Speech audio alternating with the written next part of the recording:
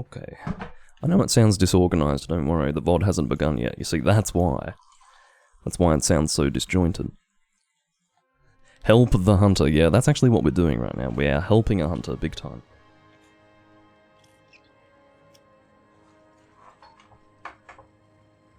We've forsworn our right as the majority to actually hunt in high rank, and we're instead helping an HR3 with a Grey Jaggy quest, which is going to be over before I can even finish my VOD introduction. Hello everyone, welcome back to Doomlink's Live Hunts.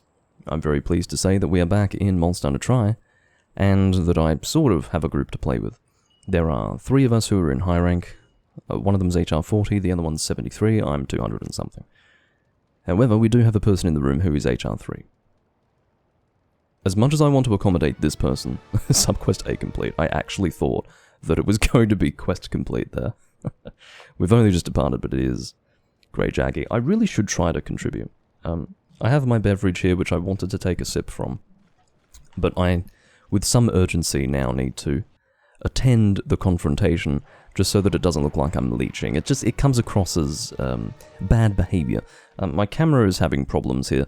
There is a long story associated with the controller that I'm currently using that I will tell you, but I just want to find a good starting point for the telling of that story. It's not now, because there's too much going on, and there you go, I contributed, more or less.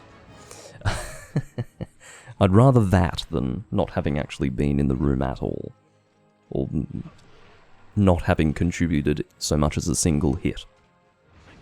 Guts is upswinging me, possibly in protest for my rather unproductive assistance.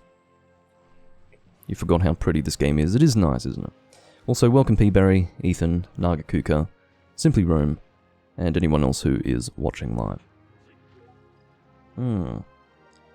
Zor, you're up.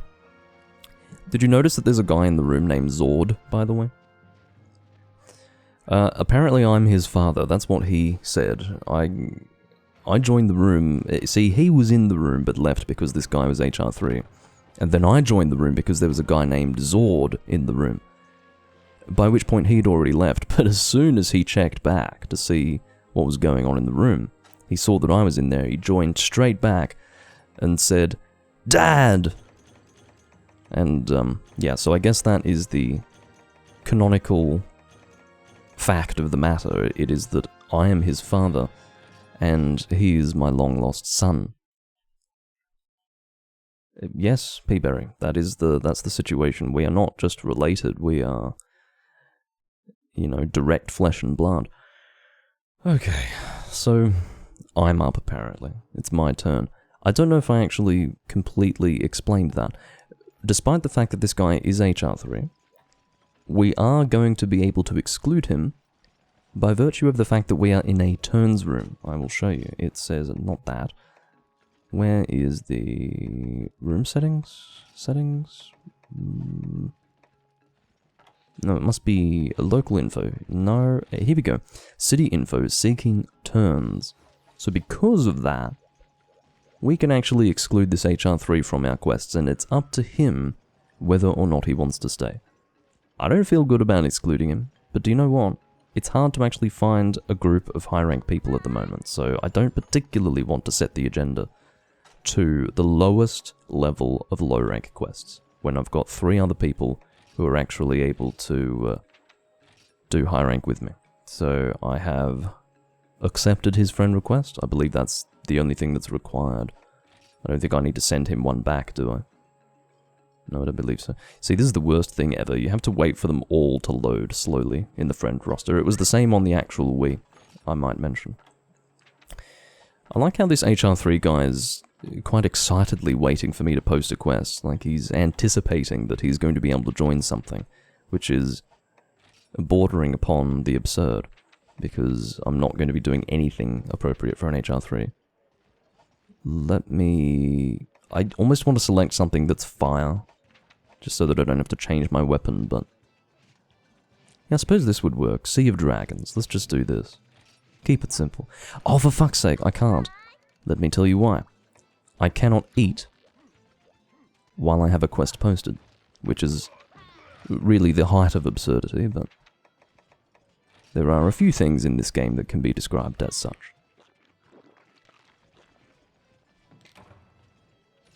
But yeah, the visual appearance of this game is amazing. I always used to say that when, well, before World came out, it was that Tri is the highest resolution game in the series, which had a lot more impact in, say, 2016 and 2017 than it did in 2018 when World had come out at that point.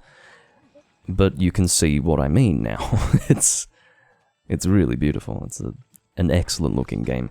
It only looks worse when it's tied to the Wii's hardware and what it can actually output. It looks considerably better on the Wii U because some of you may not be aware of this fact, but you can actually play Wii games on the Wii U.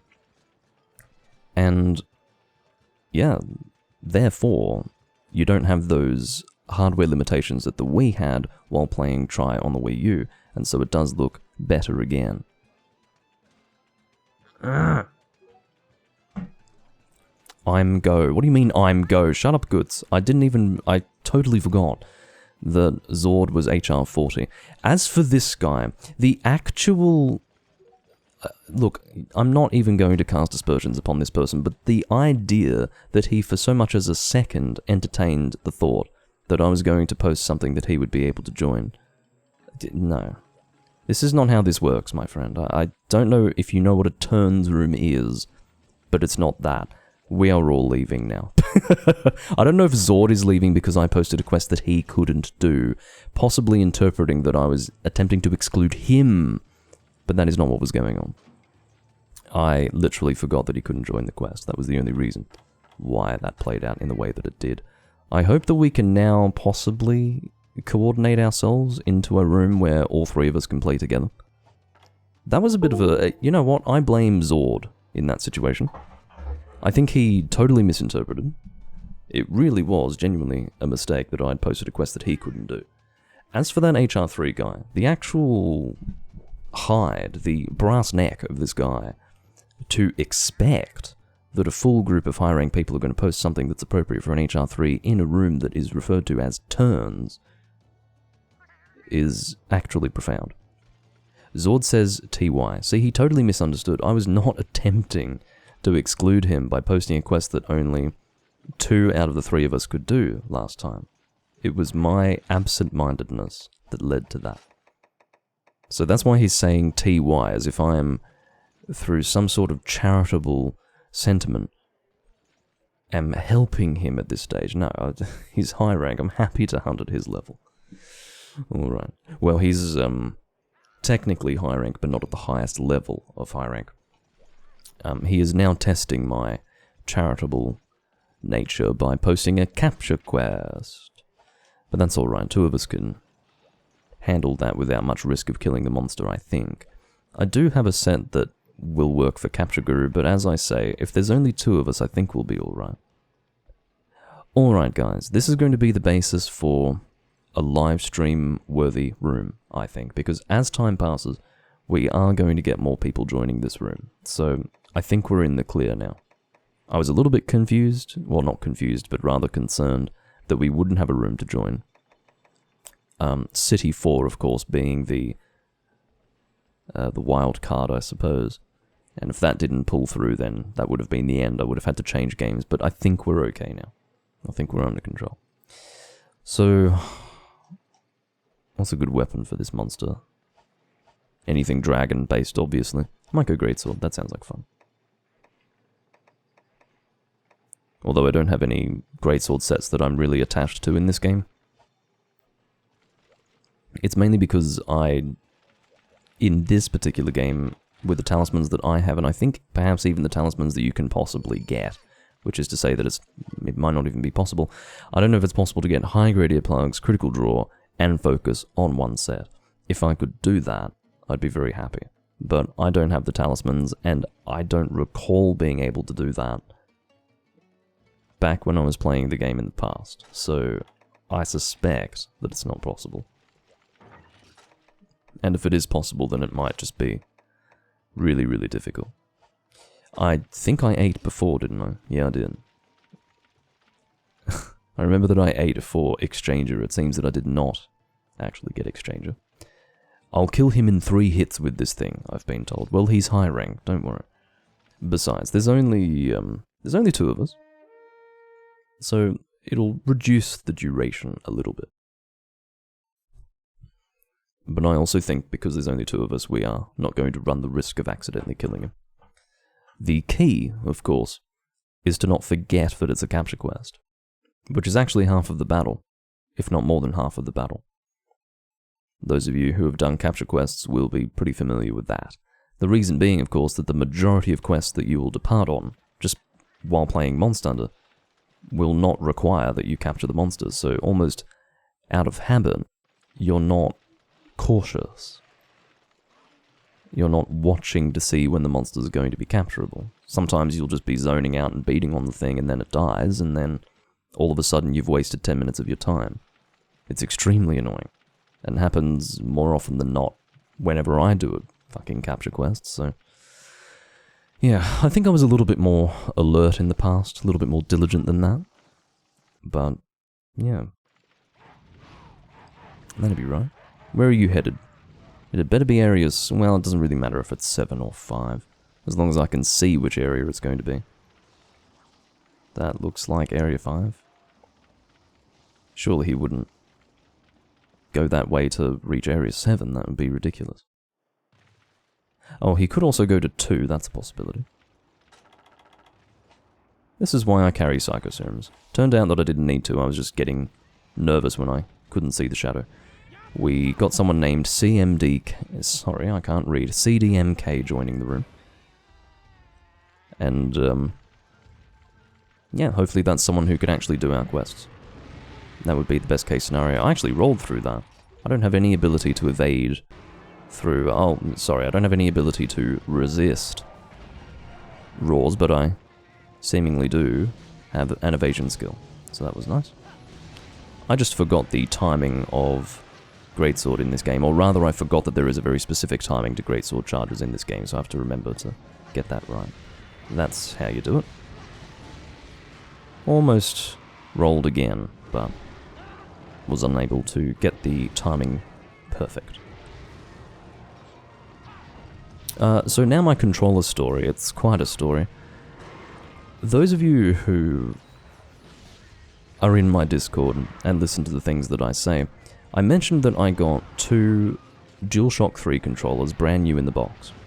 Now, these actually turned out to be Chinese knockoff controllers that had been boxed quite meticulously to actually appear as if they were legitimate. Now, I thought that that was a possibility, just because they were, I mean, they were expensive enough, but I thought, you know, they should know the collector's value of these, so I'd expect them to be even more expensive than they were. But you never know, maybe there was some sort of, I don't know, hidden, well, I'm not going to say hidden, but maybe some untapped stock reservoir in China that was, you know, official to Sony that hadn't actually been sold even now. And after entertaining that thought, I received them and then realized that they were not legitimate. And it was okay, I didn't really need them to be legitimate. If they were really good fakes, like really good imitations, then one would hope that the standard of manufacturing would be good enough to substitute a legitimate DualShock 3 controller. It then turned out that not only was the manufacturing standard not amazing, although it felt a lot like a real DualShock 3 controller. How do I describe that? So it really felt like a DualShock 3 controller, but when you looked at it, it looked like a lower standard of manufacturing. But worse still was the fact that I couldn't connect it to my PC with any software that was designed to recognize DualShock 3 controllers. Like, just no software whatsoever. And that was extremely frustrating. I'm guessing it would work with the PlayStation 3, although I didn't try it. At the end of the day, that's not important to me. I need to be able to use it on PC, because I use a DualShock 3 controller on my on my PC as my main controller, for use with everything, basically. So, you know, if it doesn't work on the PC, it literally has no use. And so, yeah, I tried to make them work as best I could. Oh, accidentally disconnected this controller. This controller, obviously, there is a story associated with that, which I will get to. That's why I've started explaining what I've been explaining. I tried to get those controllers to work as best I could. I bought 2 of them, right? Because I thought, well, if I'm getting 1, I may as well get 2, so then it will last even longer. I'll be able to have a working DualShock 3 controller for even longer, based on this single purchase that I've made.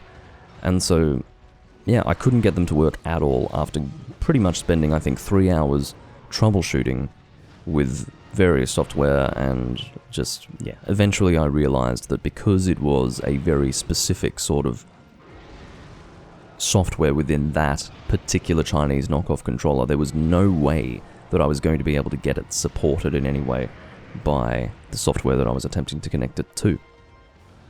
So, I decided to give up on that.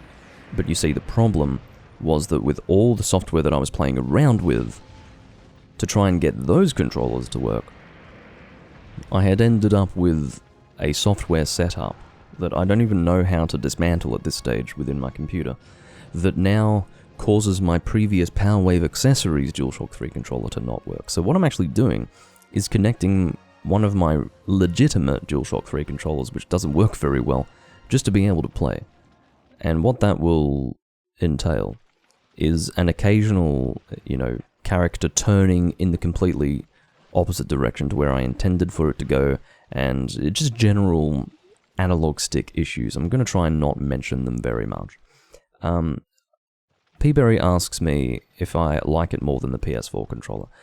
I guess, but I just have this idea in my head that the PlayStation 3 controller is a little bit more robust in its construction than the PlayStation 4 controller, because my PlayStation 4 controller that I got when I bought a PlayStation 4 to play World literally lasted about 9 to 10 months before it started getting stick drift, which was just absolutely ridiculous to me.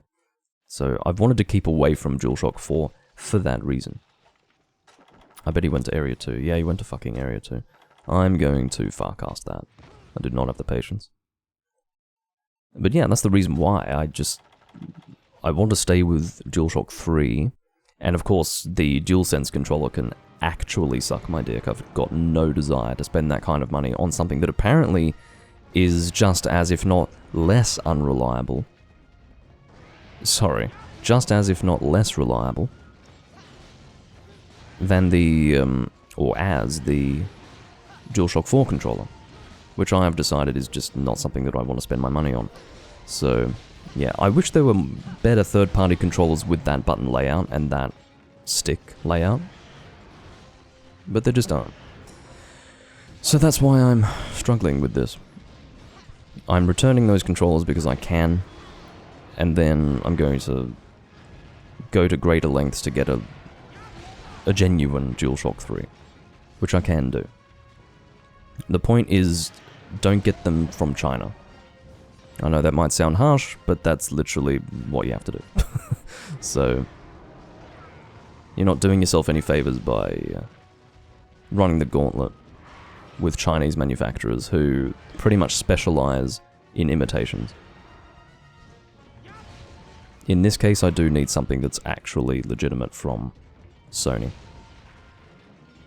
And the brilliant thing is that even genuine PlayStation 3 controllers won't always work with software designed to connect a PlayStation 3 controller to the PC, because you see, depending on when it was manufactured, can change how it would connect to that software. Because you see, as the PlayStation 3 got firmware updates, it actually changed the way they built the software for the controllers over time. So it's just an absolute nightmare, but it's workable. As dire and grim as it sounds, it is workable. And at the moment, this controller is fine, I'll live with it. And as I said, I'm not going to complain about it, I thought that it would make for a good story. Just wanting a controller with that kind of button layout, the kind of shit you have to go through is quite amazing. It's fine, Ethan, I don't think I need one of your spares, I'll work it out. But thank you for the offer.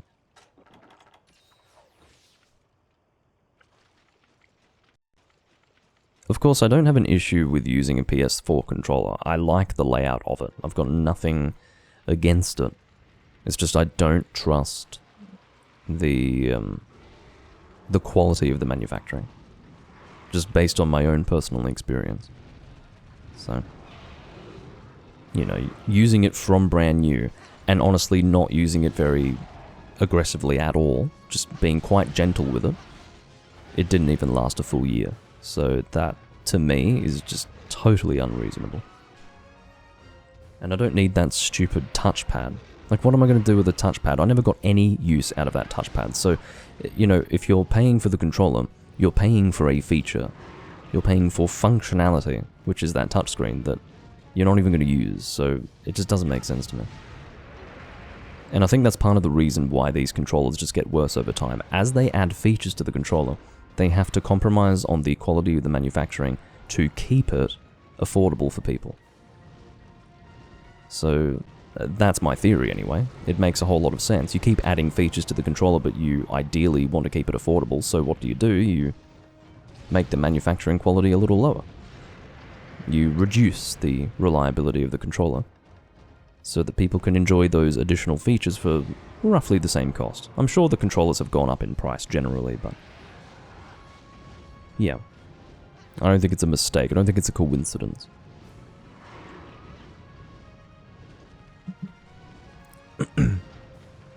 This controller that I've got here, the DualShock 3 controller, it's my most recent one that I purchased from a game shop, which was in 2014. This one here, like, the analog sticks are still perfectly fine in terms of the feel. It's just the accuracy internally is not good. Like, if I let go of my left analog stick, it will actually snap me in the opposite direction to... Like, instead of returning to a center position, it'll actually snap to, like, a lower position internally. I don't even think that's what's physically happening with the controller. It's just that's what the sensor is telling the controller is what's going on. So, there might even be a way to fix that, but I'm not going to go to the point where I'm not going to go in that direction yet, where I'm going to be repairing a controller. But if I really need to, I might. But, yeah. It's just sort of it's the experience, it's the sad reality of a life of a person who is just married to the DualShock 3 controller. Of course, I've got nothing against DualShock 2, but I think you're just going to get into more strife in terms of compatibility at that point. I haven't seen people trying to get the DualShock 2 working. But to start with, like, that's not even connecting through the USB standards, so I don't even know how to circumvent that. There's just another sort of, I guess, complication just added into the mix at that point, so DualShock 2, nah. Although that controller obviously is almost the same thing as a DualShock 3. It's just one of them is wireless and the other isn't. And obviously the USB standard is relevant as well. I should mention that I have been playing almost entirely subconsciously, which means that I've likely missed the correct timing for my Greatsword charge on multiple occasions. I can only apologize for that. It's because it is literally only this game that has this very specific timing for Greatsword charges, so my muscle memory does not have that currently downloaded to be cute. And, yeah, just means that I need to spend a little bit of time focusing, get it, on my charges, and yeah. Then once I've established that properly, my subconscious mind will be able to take over and get it right. Yeah, I'll just use an NES controller to play Monster Hunter, that sounds great. I swear to God, I saw someone... Yeah, that's what it was. One of the people who recently joined my server. He's actually from Hunsterverse, that's where I've met him. He's from the old Monster Hunter community. This guy connected... I don't know what he connected, but basically he was playing Dark Souls 2 on an old CRT television, one of those fucking bubble-shaped looking ones. And he had a Super Nintendo controller connected to it. Can you imagine playing Dark Souls 2 with a Super Nintendo controller? Oh my god, I mean I don't think that's, like, there's no benefit associated with that. And I would go so far as to say that there's no benefit associated with connecting Dark Souls 2 to a CRT television. There's one thing to play a game on the hardware it was intended to be played on, and then there's another thing to just downgrade for the sake of downgrading, because, I don't know, you're a retrophile or something, I don't know. Although I don't want to use terms like retrophile as if I'm putting these people down. I think it's a perfectly reasonable thing to be attracted to. I probably have aspects of that in my personality, but, you know, I'm a Luddite, but not a retrophile, if that makes sense. But, yeah. Oh. I think an example of a retrophile would be someone who modifies their PlayStation 5 to have wood paneling and shit like that. You know, that would be one such example. I actually do want to experience playing a Dark Souls game on a Super Nintendo controller, just to see how quickly I would rip my hair out. Just strand by strand until I were bald. How long would it take? I don't think it would take very long at all.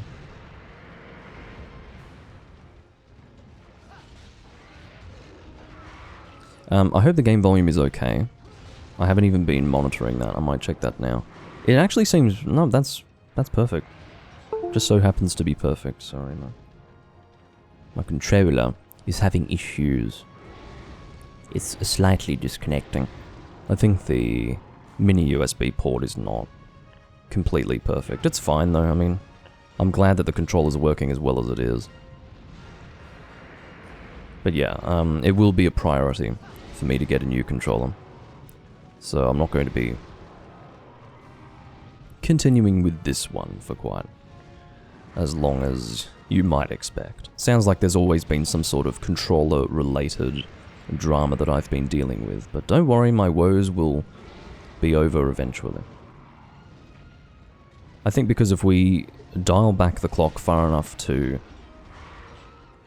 figure out precisely when I started complaining about my PlayStation 4 controller's stick drift, we're looking at like 2020. So, no, it would have been 2019 when I was complaining about that, because it didn't even last the year of 2018. So, literally, going back to the beginning of my live streaming on YouTube and Twitch, I've been complaining about something relating to my controller setup. So, what can you say? Looks like CDMK has finally left the room. I don't know why he's doing that. Maybe he thinks the grass is greener on the other side. I was not anticipating that this would take so long. My guess is that Zord has an unupgraded Guandao. I hadn't actually checked that.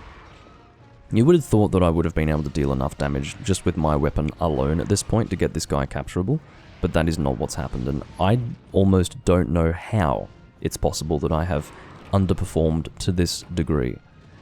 I can only apologize to myself and to the audience, and probably also to Zord, my son, for just my substandard performance. How the fuck are you not limping? How is that even possible at this point?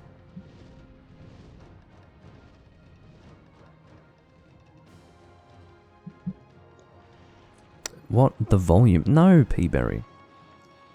I've established... When you say up it by one single tick, I can tell you that tick doesn't relate to audio, so I'm almost tempted to think you're referring to something else, but... What I have established, P-Berry, is that your idea of acceptable game volume doesn't actually align with my idea of acceptable game volume, so... You know, at a time when I think it's way too loud, you think it's perfect, so... Yeah. That doesn't mean you have no legitimacy when it comes to your feedback, it just means that I have to look at it in that context. I get it, if it's loud it's immersive, but I don't want there to be any risk whatsoever of my voice not being clear. I want it to be very, very audible and very easy to be able to hear. So, should we attempt a capture? I don't know. Because now that he's only just moved to this area, there is a good chance that he will stay here past his... Oh, don't you leave, you fuck. Good. I wasn't sure if he was going to leave or stay, but this is lovely. If Zord could continue attacking him with his warm lettuce leaf, that would be great. And then, hopefully, but for fuck's sake, mate. Well, turned out that his trap worked in the end. And he is capturable. I'm glad that we went for the capture, because I knew that as soon as he entered this area, that was the danger zone. Because even if you're dealing with a monster who has reached their capture threshold, if they've only just entered the area, they're not going to limp out. I don't know what the minimum length of time that a monster needs to be in a single area is before they can limp out, but it's something like a minute or a minute and a half. What that means is that in that time you could very easily kill them accidentally, waiting for that moment when they're going to limp. So I'm glad that I didn't make that mistake. Oh, my D-pad is so crunchy. It's crunchy like cornflakes. Thank you for that, Doomlink. Alright, fishing +9, 1 slot. Incredible pickup. Yeah, that's amazing. 20 minutes to deliver those supplies. I'm really frustrated that that other guy left. He was willing to wait this long, and now he's just gone. The question is, has he actually been able to find another room? Or did he only have, I don't know, 15 minutes to play the game, and he spent all of those 15 minutes waiting for us? If that were the case, then I do feel sorry for him, genuinely, but anyway.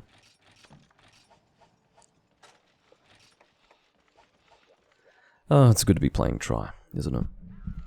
It's hard, though. It's genuinely hard to just get a group to play with. There's roughly the same number of people playing Try now as there are playing 3 Ultimate at this time, which is a real frustration. Because I don't know if you guys picked up on it, but there was just... I suppose it's among the YouTube content creators who are quite hungry for that, that attention that is sort of flowing into that space from the 5th generation hunters.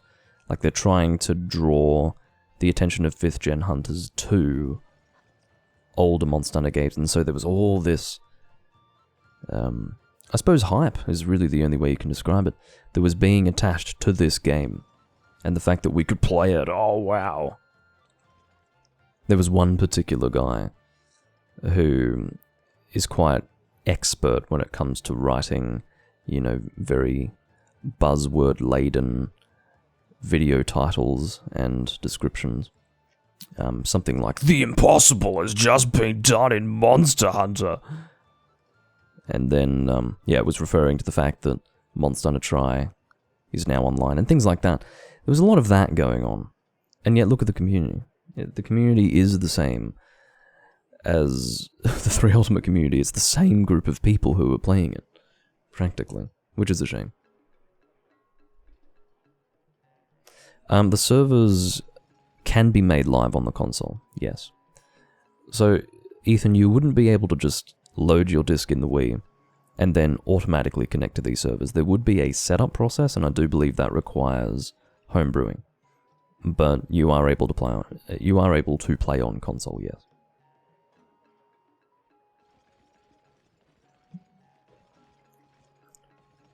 Yeah, the impossible has just been done in Monster Hunter, and there's no one here to experience it.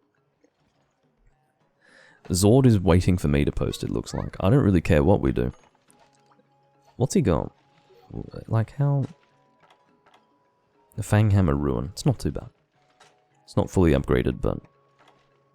I don't even know if he can fully... Oh, he can at that Hunter rank, I think. But... Zord is asking... What do you mean, Joe? You can't do Devil Joe yet. You will only be able to do it through Kurapeko. Because it's HR 46 minimum to join the capture quest for Devil Joe. He's not at that point yet. So maybe he's suggesting to do Kurapeko? That's not a common request, actually. What am I doing? Stop. I can't even get out of this screen until every one of these loads. Alright.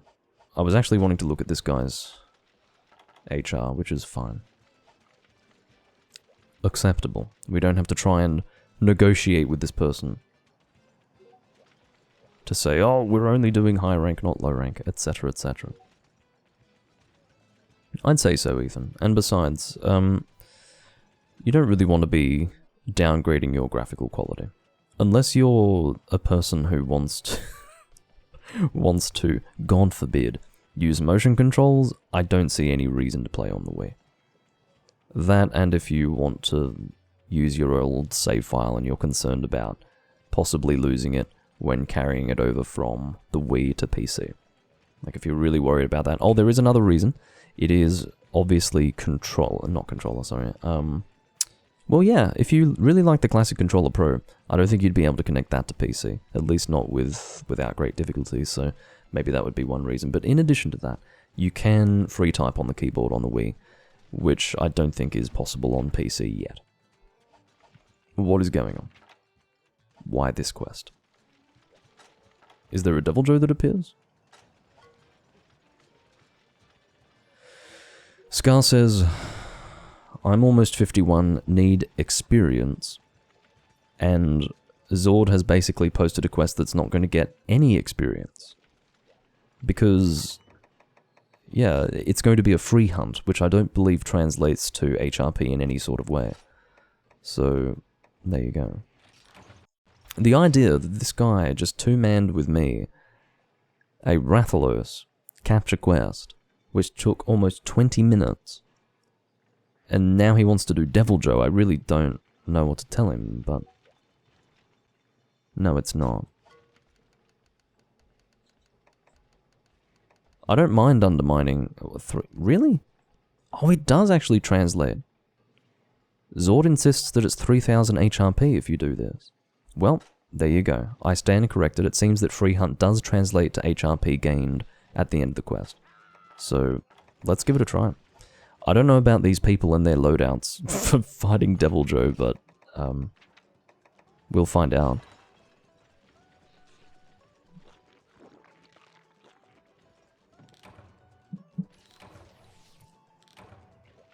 Well, Ethan, I can tell you that I don't think there's anything in the motion controls of Monster Hunter Tri that's quite as bad as Dragon Quest Swords. You know, that's where you're actually doing jerking off emotes to perform tasks in the game. Which, you know, might be very entertaining to someone watching from afar, but slightly embarrassing for the person playing the game. Not large barrel bomb. I want plus, please. I'll have to organize my combination materials, obviously.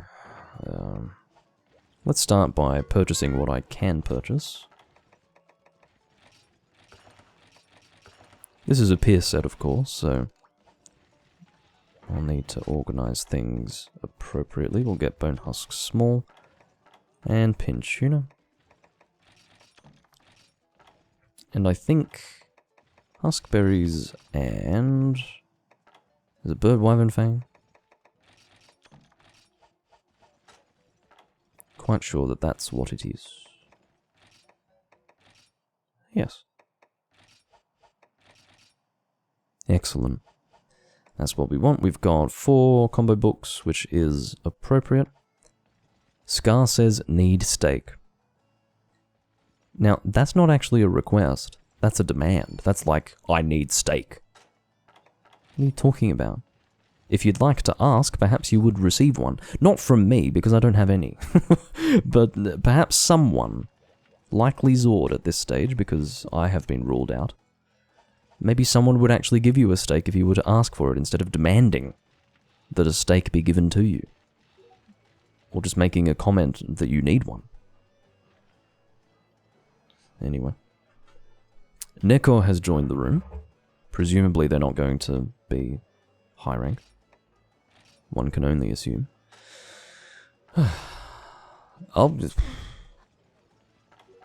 Did I say not going to be high rank or low rank? I meant low rank. This person is not just low rank, they are even lower ranked than anyone we've hunted with so far. Neko Neko Hi. Oh, never mind. Neko Neko Ni, which is some sort of alternative reading of, what's her name again? Yazawa Niko, that's right. So, I will ready up in just a moment, but I'm going to go and take care of something. I need to put on a new pair of pants. Not because I've soiled myself, but because my pants are too long. It's really hot in my room. I'll be back in a moment.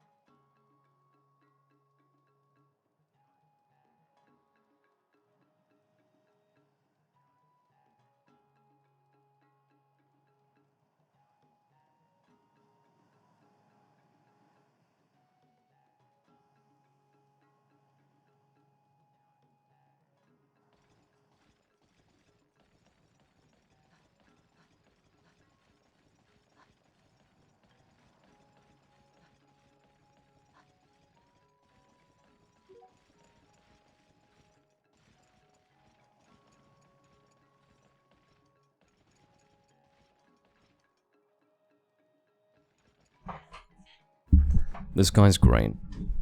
This guy is so great. So he's HR2. We are fully readied up, essentially, to depart on a quest. And this guy at HR2, keeping in mind that we are practically endgame high rank, he posts a quest and says, Ayuda! You know what that translates to? Hunt. He joined the room, posted his quest and said, hunt. Despite the fact that we were ready to go already.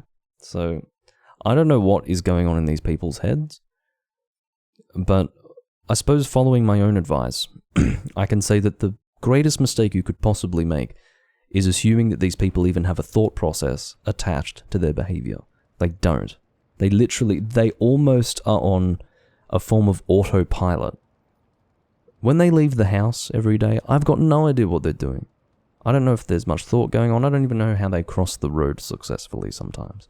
But I can tell you when they come into Monster Hunter, they're like, hunt. You help. Hunt. That's what they're like. Neko has left the city. You poor baby. Good luck, mate. Yeah, he's a Giga Chad, that's what it is. He is demanding that we assist. I'm HR2, you're HR 240 something. Wait, no, I'm higher than that. Oh no, I am. I'm 241, there you go. You're 241, you help now. You are ready to depart on a quest, you help me now. Oh, I think you need to... Now here's the question. Do we need to kill a certain number of these? Or is it just a timed spawn? It's probably just a timed spawn, but I suppose we need to kill these guys anyway. But what I would suggest is that it's a little bit risky to kill too many of them, because what if some die while we're hunting the Devil Joe, and then we hit 25, and then we're forced to give up on the Devil Joe hunt because the quest's over? That would be really terrible, so we don't want to kill too many of them. I don't know what a safe number would be, maybe 15? I'd reckon stop at 15. Again, I'm quite sure that there's no required number of Jagia to be slain before he arrives. It must be timed. So... yeah, I'd say... or we could just focus on what ends up in this area. We'll just stay here the whole time. Yeah, I can imagine that. No horny peach. Welcome to the live stream, by the way.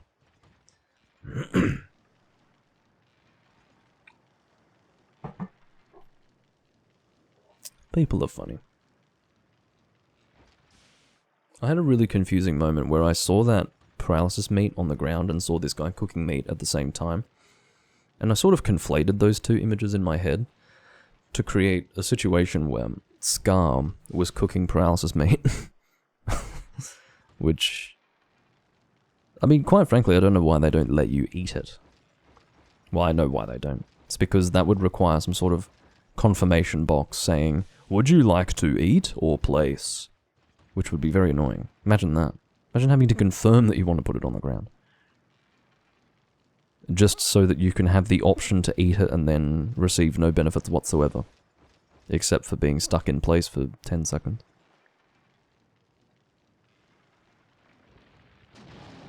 Here he is. Well, horny Peach, I'd encourage you to continue playing it, because I played it when it came out as well. That is, this game. And I continue to play it today. Not like, you know, constantly. I haven't constantly played the... There goes my analog stick, like I said. It's not like I've constantly played the game, but there's no reason to stop. There's no reason to just never play it ever again. It's an excellent game. You can't get as much enjoyment from it as some other Monster Hunter games, just because there's not as much content. But it's good to return to, when you haven't played it for a little while.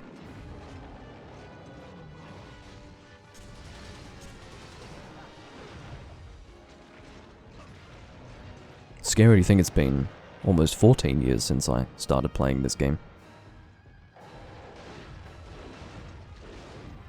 Time flies.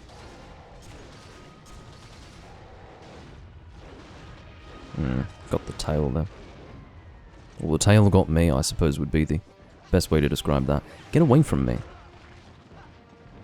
Eat the paralysis meat or something, not me. Alright, I am making terrible decisions with my healing right now. Or rather, the timing of said healing. I mean, you could technically say that he's being very aggressively focused on me, but still, I'm the one making bad decisions. What, am I going to sit here and blame the monster for attacking me? That's kind of the entire point. You hunt the monster and they attack you back. Here we go. I don't know, see, that terrible habit of placing multiple paralysis meat, it's not going to increase the chances of him eating the meat if you put down multiple. And beyond that, only one is going to work. I'll tell you why. It's not just a case of him needing to eat more than one to be able to get enough paralysis build up to be paralyzed a second time. It's not just that, it's that the frequency of him eating meat is not going to be sufficient to counterbalance the loss of build-up once he's eaten one meat after he's been paralyzed once. So that's the idea. He's been paralyzed once, that means he has reached a second level of resistance. Once he's at that second level of resistance, he's not going to be able to eat frequently enough to get paralyzed again. It's just what it is. So, stop doing that. I sort of understand the logic of it. You think if you put down multiple, it's going to increase the chances, but it doesn't. When he's hungry, and there's meat on the ground, he will walk to where the meat is. As long as it's in the same area, he will walk to it. So, there you are. Actually, I will combine. We've had one death already. Look, I don't have really high hopes for success during this quest. Just because I'm pretty much the only decent damage dealer. I mean, just look at Zord bouncing with his longsword. As I said before, after our Rathalos quest before, it's quite shocking that this guy has so much confidence in me that he thinks we're going to succeed with a Devil Joe. I mean, I'm not saying that we failed the Rathalos quest, but it did take a while. Sure, I was playing like crap, but what if that's the best I could do? As far as that guy was concerned, I'm not as good as I might appear to be based on my hunter rank. But no, I was just playing like shit. Still, my current loadout being pretty good, I don't think is going to compensate for the lack of damage output that these two are displaying at this time. Hey Arexion. Oh, there goes my analog stick. Like I said, if you suddenly see that I've done a 180-degree turn in a very short space of time, I can assure you that had nothing to do with my input on the controller. That had everything to do with the controller being broken, and that is officially the last time I will draw your attention to the fact that my controller is fucked up. Come on! Because yeah, I think it's fairly clear as you're watching me play that it's fucked up. I don't need to you know, elucidate on that. And he's going to eat the meat and be fed, which is unhelpful. If you're going to place down multiple meat in one area, place down multiple types of meat. That is the best way to approach it.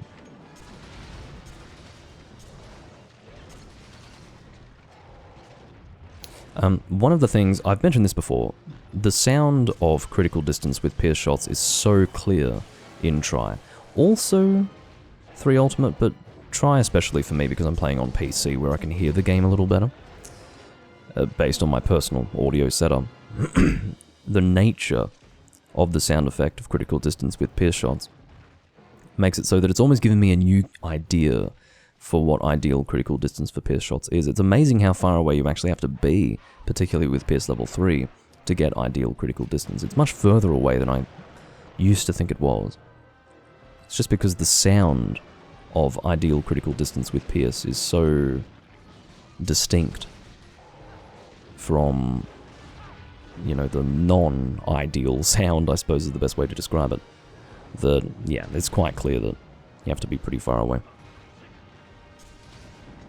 Did you hear that? Only some of the pierce shots actually were ideal there.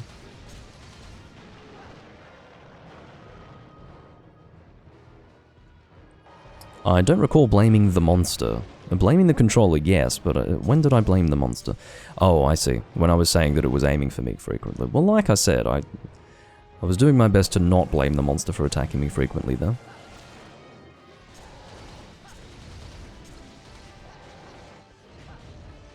I think it's an easy cop-out to blame the monster. Alright, on to pierce level 2. Stop that. That was the sound of my controller disconnecting. Don't blame your controller, damn it. Well, it's a bit hard when it's not connected. Bit hard to play the game, isn't it? But fortunately it reconnected pretty quickly, though. Oh. Yep, okay. Excellent. Oh, thank you. Good flinch.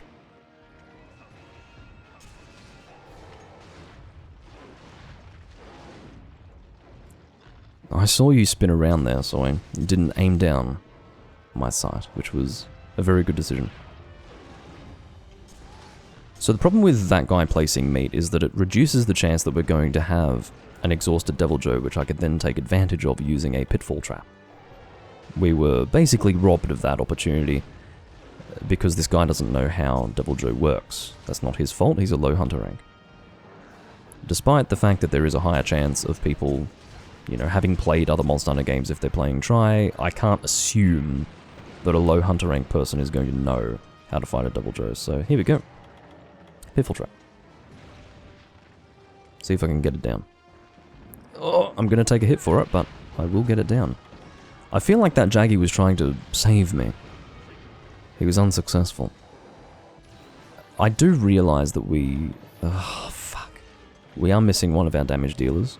He's not going to be dealing much damage, but, you know, would have been better to have him. It's frustrating, but look, I took the opportunity as it presented itself. I didn't realize that we were actually down one person. Now, obviously, ideally, I would position myself to get piercings starting with the face and then going down into the chest. As you can see, the terrain did not allow for that sort of positioning. Ugh, he's going to get hit with a tail when he comes in. Almost did anyway.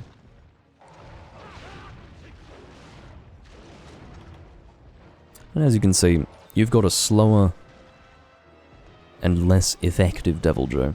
Oh, he's placed down a shock trap. That was actually really well done. Good strategizing.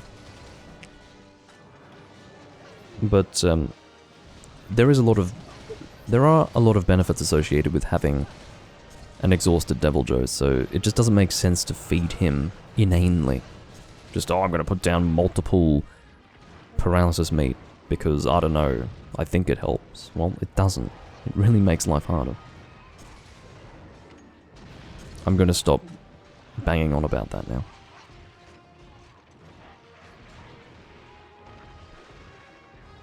Are we going to succeed? I really don't know.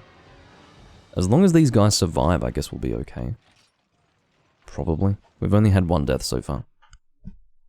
So I would say that Scar has done a decent job. I don't know how frequently he's been hitting the monster with his greatsword, but one can only hope that he's been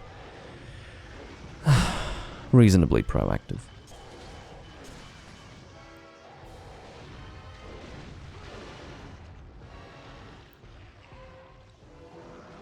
There are just... the ground is littered with dead Nahabra, and I would love to get in there and carve them, to be honest, but I don't want to set a bad example.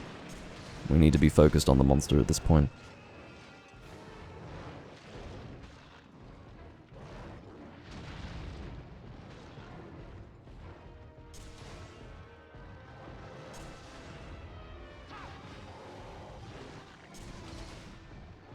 What?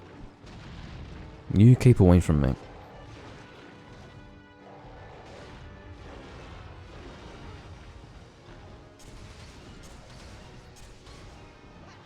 To my way of thinking, I'm going to have a lot of Pierce level 1 shots, so I'm hoping that that's going to be enough to get the damage dealt that's required to kill him.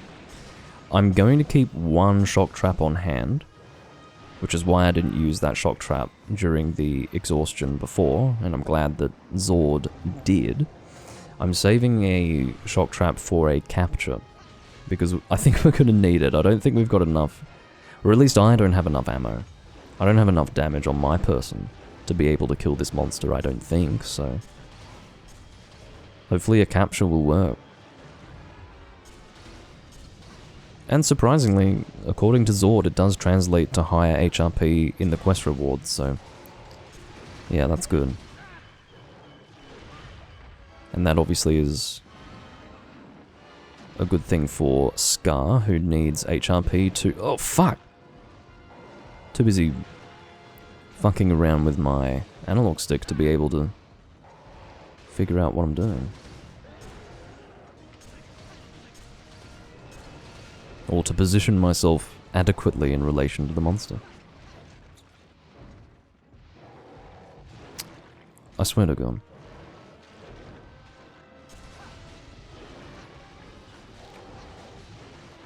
See what I mean? 15 monsters left. There are monsters, or rather there are Jagia that are dying just because they're in the same area as the Devil Joes, so we definitely didn't want to kill too many of those before starting. There he goes. I was going to say man down, and then I realized that that wouldn't be very applicable.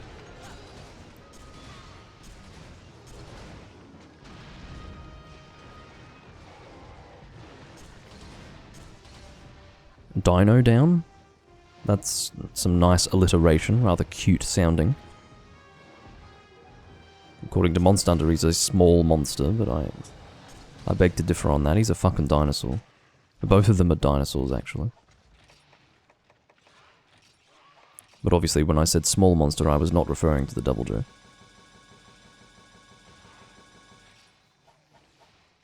That's right, Z-Spyro.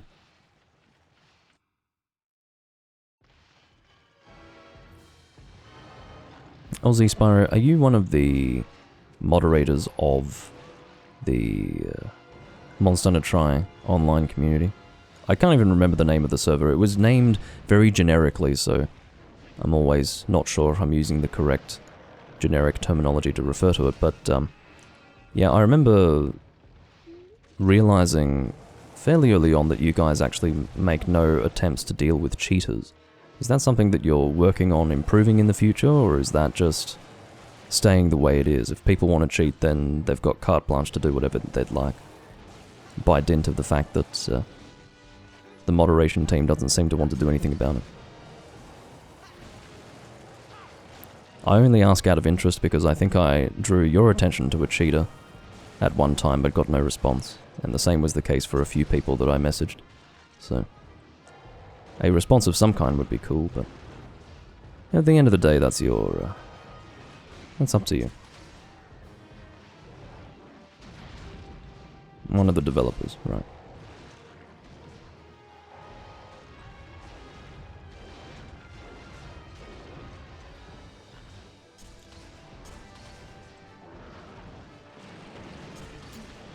Success is looking somewhat likely just for the fact that these two are surviving, which is good. I think that's probably the most important thing here. It says, currently the community tends to self-moderate pretty well. When somebody is using cheats and people don't like that, they just move. We haven't had any instances of cheaters chasing people down to harass them, which would be bannable. Okay. Well, I suppose, I don't know, that's a response. That's fair. I'm not going to disagree with it. I suppose the only thing that I would say is that there are a lot of people who are not going to have the wherewithal to leave a room. So let me give you an example. Let's imagine you've got a small number of rooms where people are hunting in, and then one single room has a cheater in it.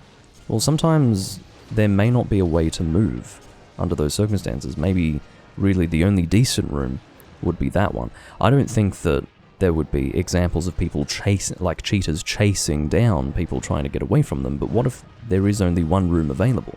You know, we're not talking about a community where you've got a large choice laid before you when it comes to joining rooms, so I feel like in a smaller community it's actually more necessary than ever to just try to remove cheaters whenever possible.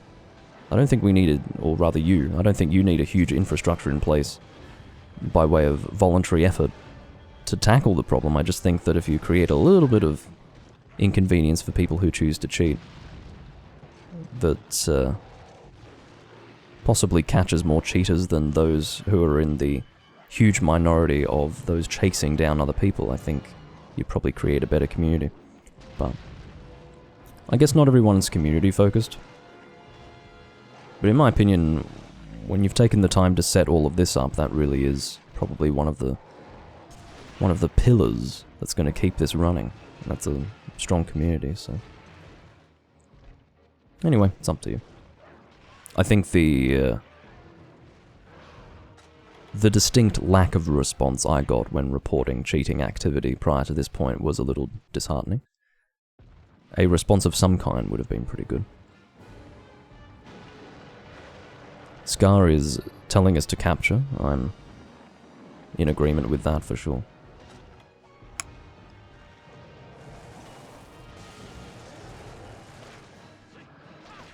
Alright, nicely done.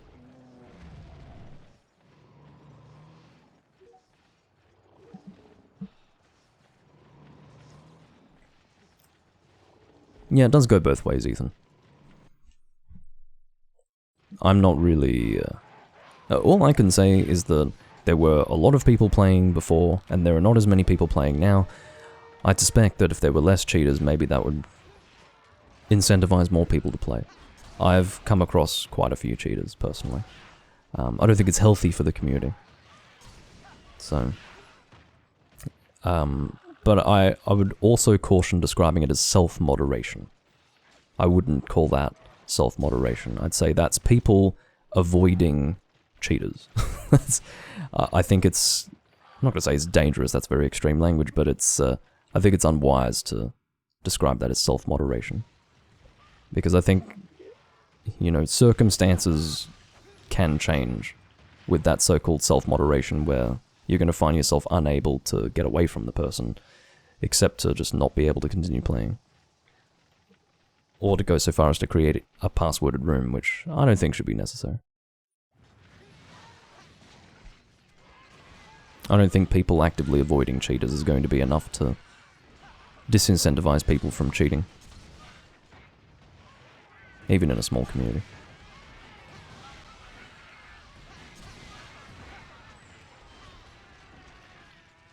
Like I said, Horning Peach, you can actually play on the Wii if you'd like to. It is an option. But to speak for myself, I'm not recording on the Wii, no.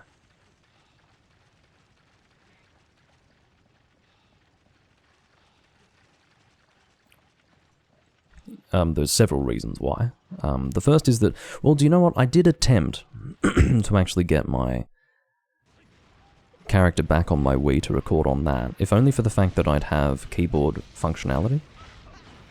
I don't have any keyboard functionality here. I can only use the on-screen keyboard built into the game, which is borderline dysfunctional.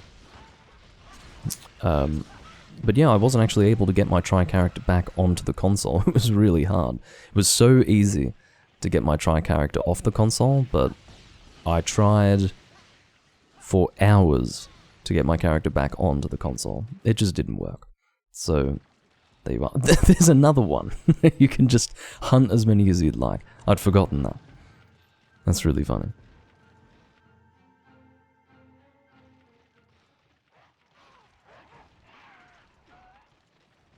I think we're almost at the end. Yep, one left to go.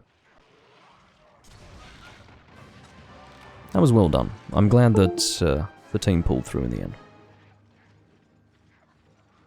The loadout wasn't... Well, I think Scar's got an okay loadout in terms of weapon, but Zord, that guy was bouncing really frequently.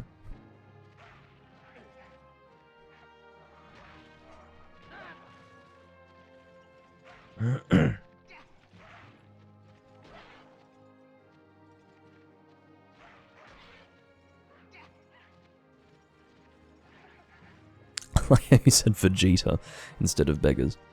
As your classic typos, Ethan.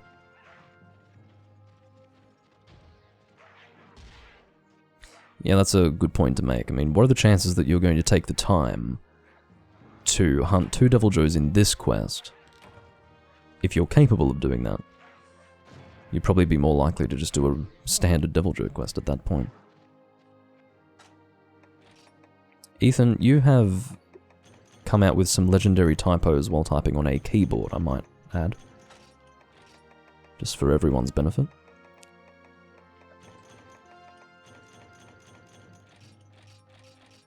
The whole beggars can't be choosers idea is fine. I agree with that. That's why I'm not... Well, I haven't been that pressing about it, but... I don't think there's anything wrong with expressing a desire to cultivate a decent community when I think it's probably most necessary to do so when it's a community like this. I'll tell you why. It's because basically you're entering the space of free-to-play gaming when you've got something like this. You're less likely to strike people who are just playing for the sake of free-to-play gaming when it's something like Monster Hunter Tri, but you're still inviting a percentage of people who are, well, as is frequently referred to these days, smooth-brained. People who don't really understand that cheating is not actually fun. You see it a lot in the PSP Monster Hunter games for fairly obvious reasons, but I think you're going to strike it a bit here as well. Scar says, I need a few more level. Yes, well, we've established that. You've told us that you're close to HR51 and want experience. He is now informed of the fact that he needs a few more levels, which is exceedingly helpful.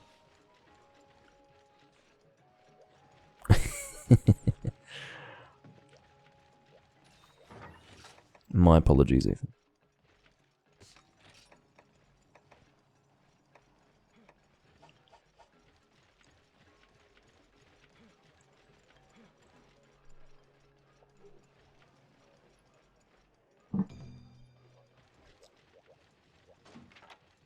And we're doing Rathalos again. This should be much faster than last time.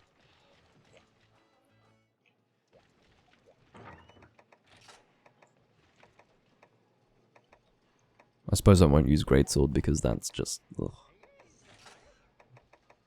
Apparently something that I can't use subconsciously in this game because I can't get the timing right with the charge.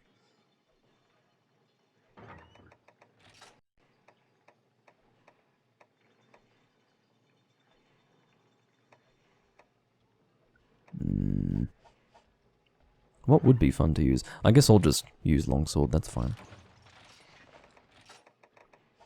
Or maybe this would be better. Yes, let's do that. I've got an even better idea. Let's do Awaken Longsword. That's my status set, that's my elemental set. Reaver Calamity.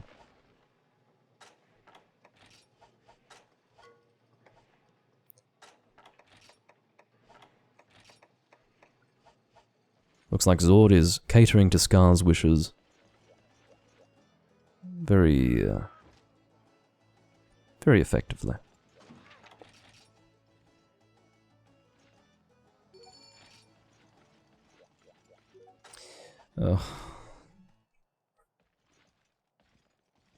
Ethan, we don't need to touch on Clutch Claw again. We've covered that. And furthermore, I'm not surprised to find that you don't like Clutch Claw. Now, if you had told me that you'd started a new playthrough in World, and that you actually understood Clutch Claw all of a sudden, and that it was great, and really added to the game, then I'd probably dump ass, and start, engaging in some sort of psychological intervention with you.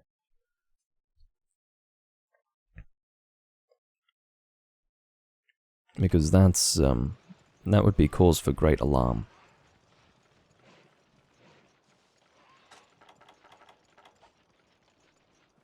What are we hunting? Thrathlos. You should be this way. Don't know why everyone's heading in that direction. Maybe in anticipation of him flying to Area 5, but if I catch him fast enough in Area 8, then I'll just hunt him now.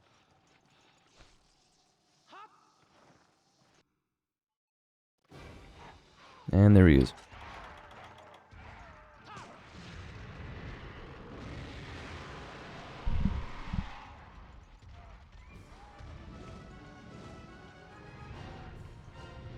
Come on.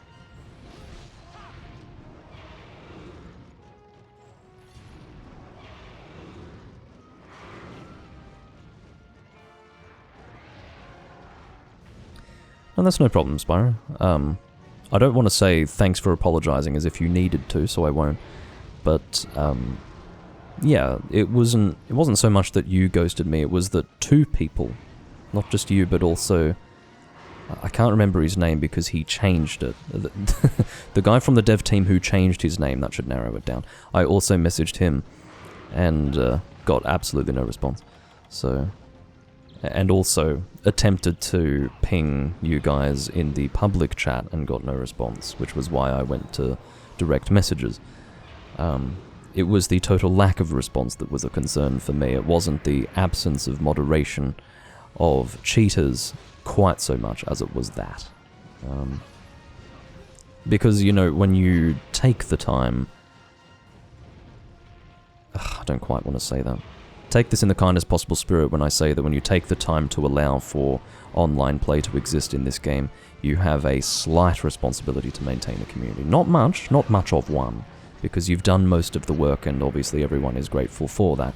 But there is, it is incumbent to some extent to maintain the community that you've created, I guess. But, no, that's fine. I'm not, like I said, I'm not going to press you any further than I have. It was more just to get a response of some kind as opposed to no response. Which I do appreciate. And I thank you for that.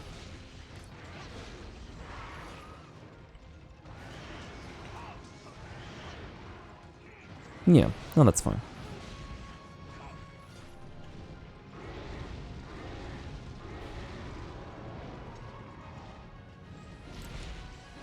For the benefit of anyone who can't read the chat, I don't think this VOD will go on YouTube, but in case it does, I will read his response. He says, "For me, I was probably tired. Sepulani doesn't have any access to the beta, and in usual Z, is hands-off when it comes to moderation. It really is just me that would handle that sort of thing." So, yeah. He also said he definitely saw the DM, and that he's the only active moderator, so... Sometimes he has to tune out everything but the big stuff so that he can relax. Which is entirely reasonable.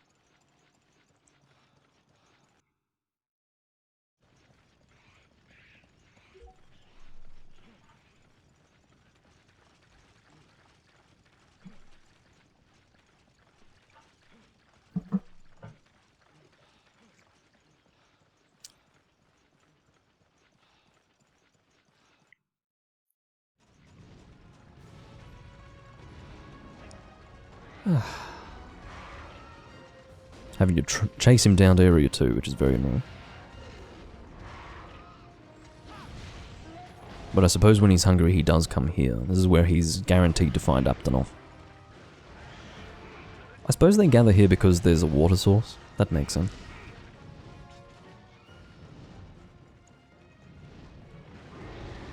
You always have to look at it ecologically. There would have been thought going into it, of course. It's one of those things that perhaps people don't realize with the developers. They do actually consider things like Aptonoth movement relating to the environment. I don't think many of us would take time to think about it, but yeah. That's why I sort of understand when game developers get sour, when people who are completely ignorant of the thought process that went into creating the game just completely pan the game. We've seen that recently, I think, with Starfield. And to an extent, I do understand that perspective. You know, you're the game developer, you've slaved over this thing forever, and then some person just, you know, plays the game and thinks that they can criticize as they like. But in a sense, they can, you know, they've paid the money, and, you know, you've put it out in the public domain. Well, I shouldn't say public domain, that sounds confusing in the context of copyright. What I mean is you've made it public for people to consume, and so therefore you've opened yourself up to criticism. You have to allow that to take place. You can't take the high ground and say, oh, you can't criticize my work because you weren't there, you weren't involved, you don't know all the details that went into its creation. Well, at the end of the day, no one can know that. So they can only judge the finished product. I don't know why I got on this subject, but one thing led to another, as is usually the case. Yeah, exactly. I'd say that was definitely the case with Starfield. It's probably the case in all situations. It's like executives versus engineers. It's the same thing, you know. Engineers know how to make something good. But it doesn't always end up that way because they are not the ones who make all the decisions. It's the same with game development. You know, the executives and the publishers, they are the ones who are going to cause a game to release before it should. And that's what shareholders do. So, yeah, developers tend to have a better idea. I mean, that's not to say that developers can't make egregious errors. Of course they can. But, or perhaps come up with a game that was bad from the start. Like, the vision was not ever going to crystallize into a game that was good. You know, that happens sometimes. I don't know what was... Wasn't there a Lord of the Rings game with Gollum? And then that just turned out really bad? I don't know the details of that, but you know, maybe that was a fucking shit idea from the start, as an example. Maybe the developers were the only ones to blame for that one. So, you know, I don't want to suggest that it's never the developers, but it oftentimes isn't their fault that something goes wrong.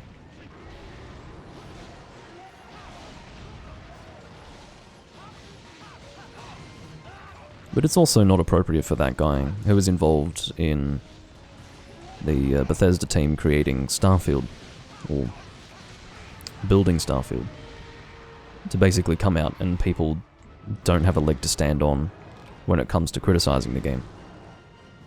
I think everyone is in a position to be able to make those sorts of criticisms. Yes, you can have informed opinion versus uninformed opinion. You know, for example, a person might be able to make a better decision or a better assessment of the quality of... Oh, for fuck's sake! What's going on? Well, that's no HRP for Scar because he's dead. He dead. Can't disagree with that. Well, I'm sure he finds it disagreeable. But he can't deny that he did, and so he's got no HRP.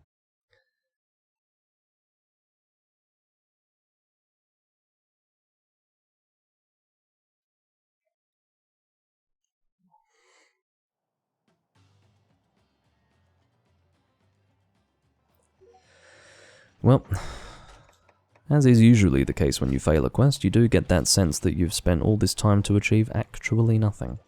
Like to pretty much be where you were before you departed on the quest. Scar reacts with the classic... I don't even know how to describe that face. It's not disappointment, it's deflation. That's what it is. It's a deflated face. Or it can simultaneously be deflation and also a form of disappointment.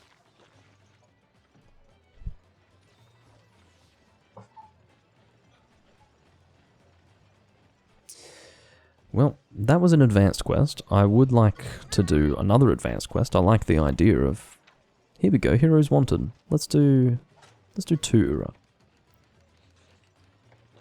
2 Ura ADV. I normally don't verbally say Ura like that. It's like I'm going, Ura! That's not what I'm doing. I just said Ura because that's what I'm having to type in short form here. 2 Ura ADV. Or what the... Looks like someone's posted something. Zord has posted the same quest, which is great because we just spent, I think, about 10 minutes doing it. And now we get to spend another 10 minutes doing it. Which, I wouldn't quite describe it as appealing, to be honest. Let's go hammer.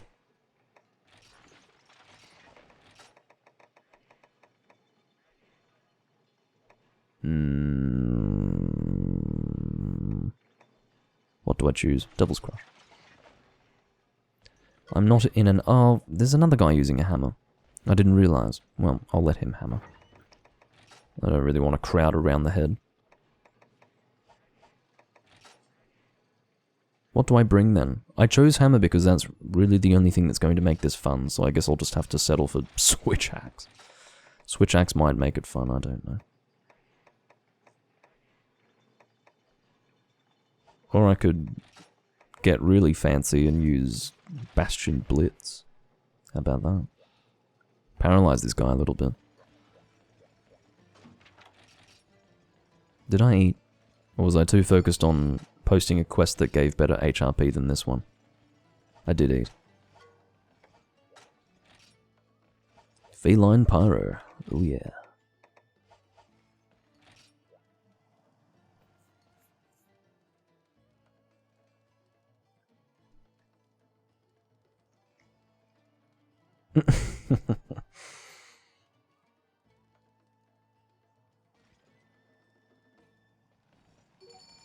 I suppose in any sort of community management you have to deal with people who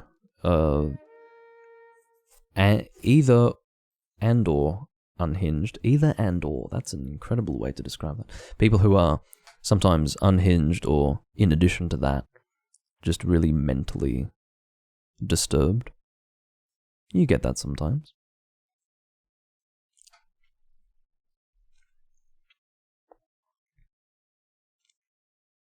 But yeah, it's... If you have a vision for what you want the community to be, then it's work that you're willing to do, I guess, but it's still unpleasant at times. It takes a lot of energy. But, yeah.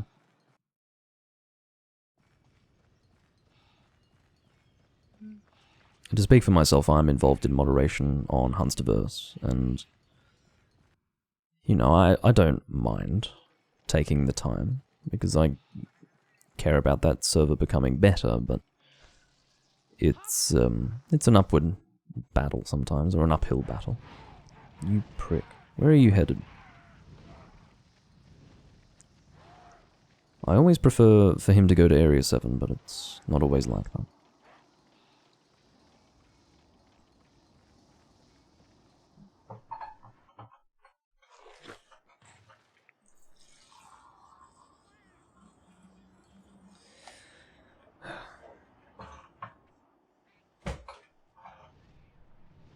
He is landing here. But I feel like the correct thing to do is dispatch these Melings before we engage him.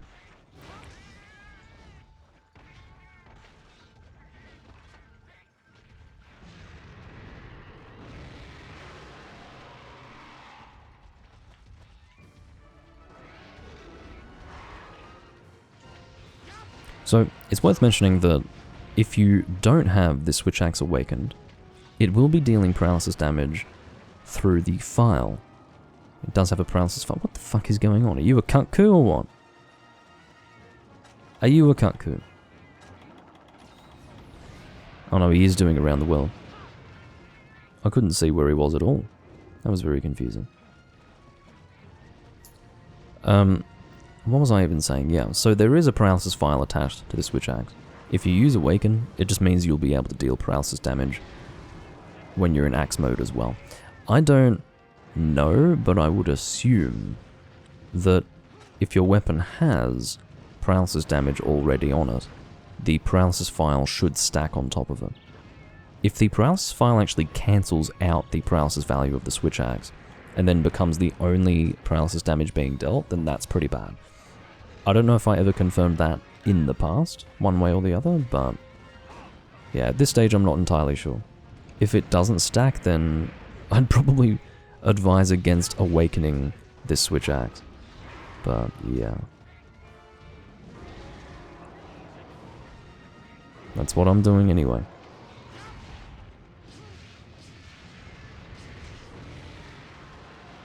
A bit of paralysis will probably help the team. We have a hammer user and a greatsword user, and I think both of them will be able to take advantage of paralysis quite effectively.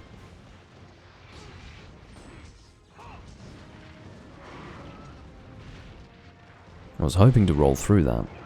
Obviously that didn't eventuate in quite the way I had hoped.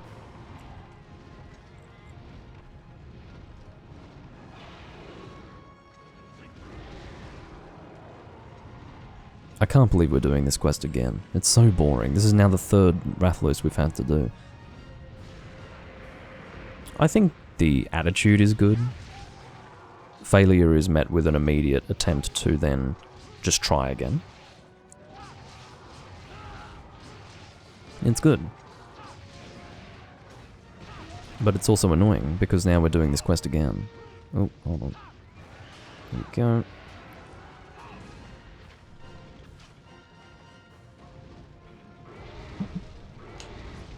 I might actually carve. Only because I will forget to carve if I don't do it now.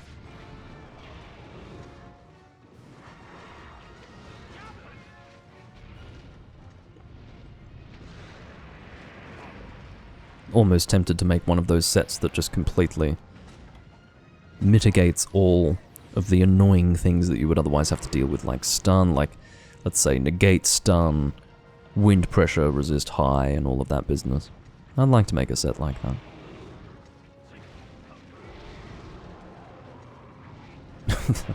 That's one way to think of it, Z-Spyro.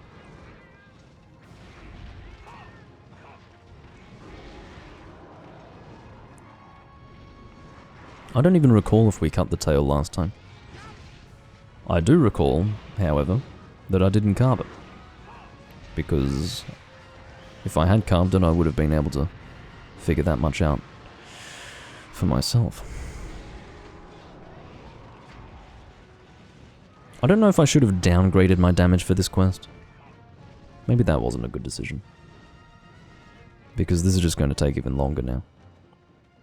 Yes, there is a benefit to paralysis for the team, but I don't know if that's going to lead to a higher damage output than it could have been if I had the damage from the previous quest. Zord is apologizing for something. I don't know what that would be, but maybe he hasn't actually been here fighting the monster with us. I haven't been paying attention.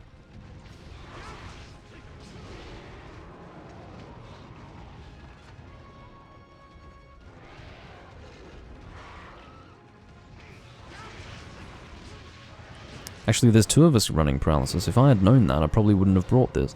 I saw that Louis was using a hammer, but I didn't confirm what kind of hammer it was. So what this guy has done is he has negatively affected my weapon choice, not just in one circumstance, or in one instance, but in fact in two. So I was like, oh, he's using a hammer. I won't use a hammer. Now imagine if I had realized he was using paralysis in addition to that. I would have had to change weapons again. just to give him the opportunity to use what he would like to use, which is perfectly reasonable, but very annoying for me. Zord is asking where the tail is. Well, presumably he didn't even know where the monster was before, so... If there were a quick answer, well, I guess there is a quick answer. I could just type the number 5, but he'll work it out. He'll find it without difficulty. I think he's just hoping for a quick answer to his question. Oh, Scar... What is Scar doing? That didn't look like a disconnect. Because he's still in the city. Or rather hasn't left. This team makes me sad. What also makes me sad is when my controller briefly disconnects and causes a loud sound to play in the live stream. We've now been forced to take even longer in this quest because we've lost one of our damage dealers. Which is fucking awkward because now we've got an unupgraded Guandao as our main damage dealing weapon and 2 paralysis weapons to assist the Guandao, which is ridiculous. I don't know what Scar was doing. I don't know if that was some sort of protest or if he wants to try and join another room, but there was a considerable delay between the moment when he came back from the quest, well, a delay of maybe 15 seconds, and when he actually left the room, which tells me that that was all manually done. He did not disconnect or anything like that, so either he ran out of time to play for one reason or another, or he actually just doesn't want to continue playing with us. His choice. But it has negatively affected us now. That was just lovely. Yeah, maybe his house is on fire. That's... If my house was on fire, do you know what I'd do? I would go to Abandoned Quest. I'd wait for the loading screen to take place. And then I'd take 15 seconds precisely, which is about the amount of time that it would take to walk to the exit of the hub area. And then I would leave the area. That's precisely what I'd do.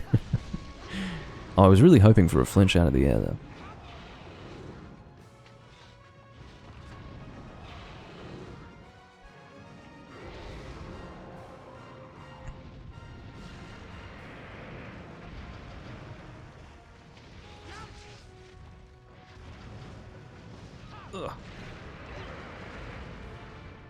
This is just going to be a slow, miserable fucking confrontation. I can smell it.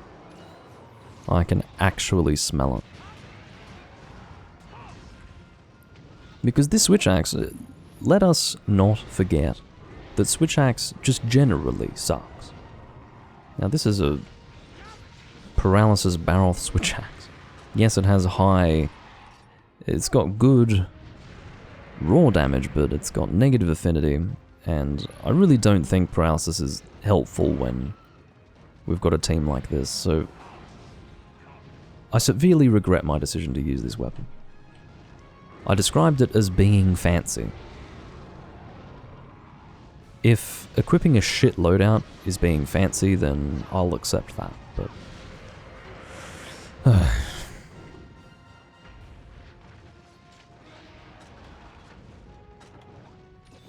Well, that's a very courteous man in that case, Spyro.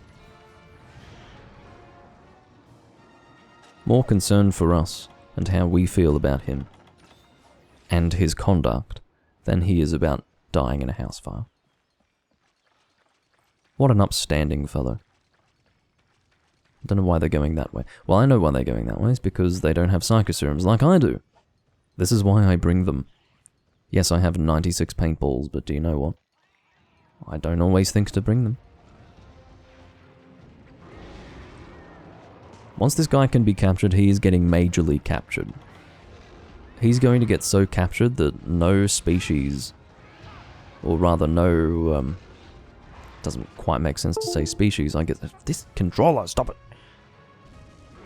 No previous Rathalos born in the Monster Hunter universe will have been so roundly captured as this Rathalos shall be.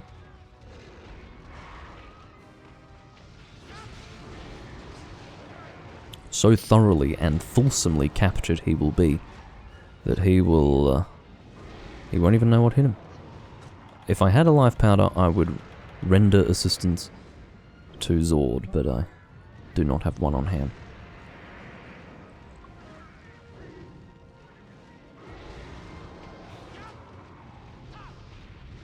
If I could actually hit you, that would be really nice.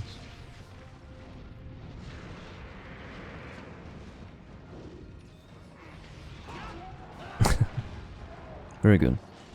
Let's do a elemental burst. I pressed the... Oh, that's right, it's plus in this fucking game, I forgot. That was largely ineffectual. You get away.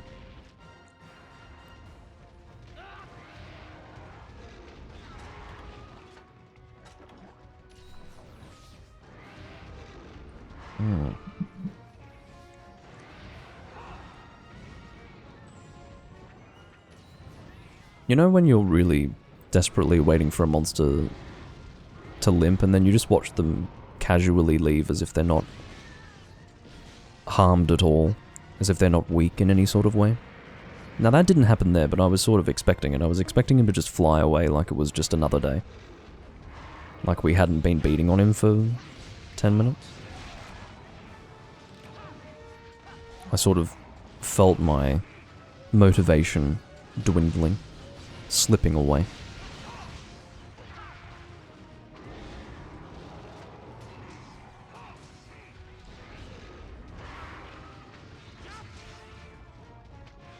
Nope. And he's paralyzed again. Doesn't happen very often considering there's two of us using fucking paralysis weapons. It has to be said. Okay. Well, that's good. Paralysis chaining into a KO. Can't take issue with that.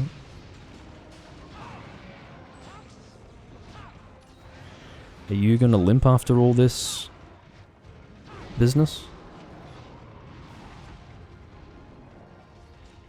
You'd better be.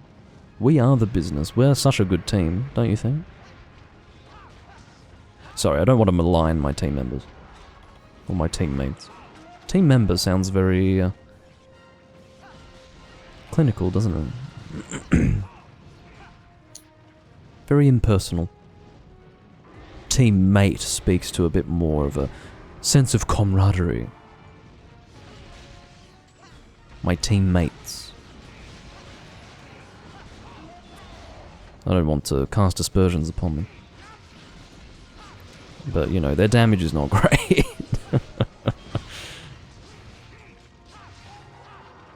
Wow. Another paralysis. This is incredible. Zord is going to take this opportunity to go for capture. Do it, man. And he's still not capturable. This is terrible. And we got it. That's why I continued attacking him. Because some people who wouldn't have as clear an understanding of what I was trying to do there would wonder why I continued attacking him despite the fact that I recognized that there was a capture attempt. Of course, this isn't a capture quest, so if we killed him it wouldn't be a problem. But you see, if he's in the trap and he's under the effects of 2 tranks, he can have his health threshold lower to the point where he can be captured in the trap. So that's what I was going for, and I'm glad that that was something we managed to do. That reduced the time of this quest considerably. Still took us 15 minutes, but do you know what? I'm happy to blame Scar for that. I don't know what's going on with his house, but quite frankly, unless it's actually burning to the ground, I see no good reason for him to have forced us to 3-man this quest. That's the way I feel about it. Got a rush shard out of that.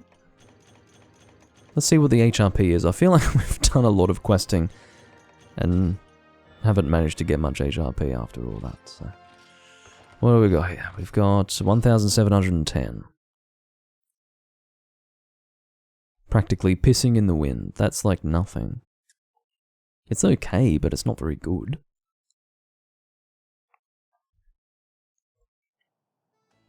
Not that I'm personally desperate for HRP, but yeah, the guy who was left us. So now I have to take up his mantle. I have to be the one who cares. Not really. I don't know. I don't even know what I'm trying to suggest by saying that.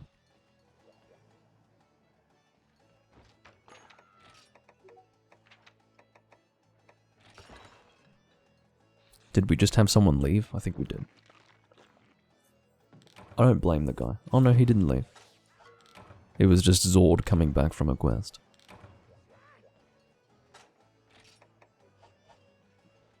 I wish that they categorized messages sent in the chat differently. So for example, you get that yellow speakerphone icon to say that a message has been sent in the chat, which you couldn't see because you were not in a position to be able to read the chat at the time. But I wish that they only had that for more important messages, like something that's been manually sent by one of the hunters in the room, rather than something, honestly, just largely irrelevant, like this person's back from the quest. Although maybe that is important depending on the situation. What if you're waiting for someone to come back and it's important that you know that they've come back? I don't know. Yeah, maybe you can't really categorize that. Louis says bye-bye.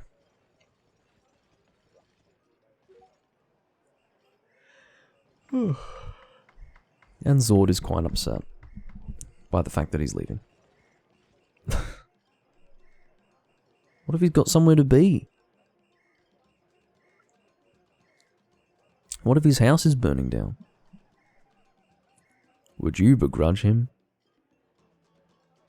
the fact that he wants to save his home from certain destruction in a great inferno? Just because you want to keep playing Monster Hunter? Unconscionable.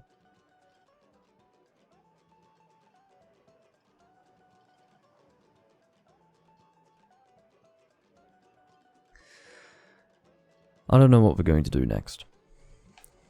If it's just me and Zord, it can't be anything too involved.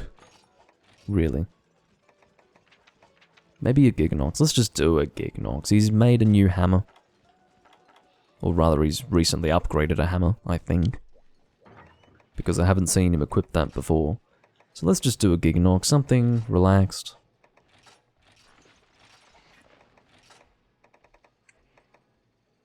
Actually, Lance is good fun against Giganox. I get a lot of enjoyment out of lancing that monster, so how about I find a Fire Lance? Agnoctor Fire Lance, that's what I want. I didn't feel like using the Bandit Lance. I've had enough of that weapon. I'm sick of looking at it. Which is almost extraordinary considering how attractive it is to your average person.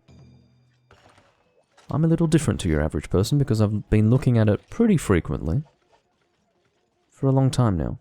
I shouldn't say pretty frequently. I'd say that over a very long period of time I've been looking at that weapon on and off, and it's not quite as attractive to me as it might be to other people. But I can tell you I've been using it too much in this game recently, so I need to use something else, and that's going to be this thing. I am completely Agnoctor themed.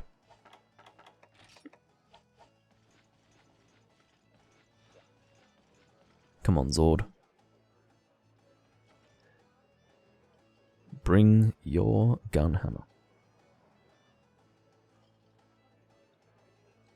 Well, I can say that lancing Giganox is one of the most satisfying things you can do. There's something about this monster. All of his attacks are so easy to deal with when you're using a lance. It might be because of how he telegraphs his attacks. You always know precisely when he's going to do something. And so you just counter it. Done. The satisfaction relates to just how simple it is. Now, you can obviously learn how to very effectively counter any monster in the game. But it's the ease with which you can counter the monster that makes it so satisfying, in this case.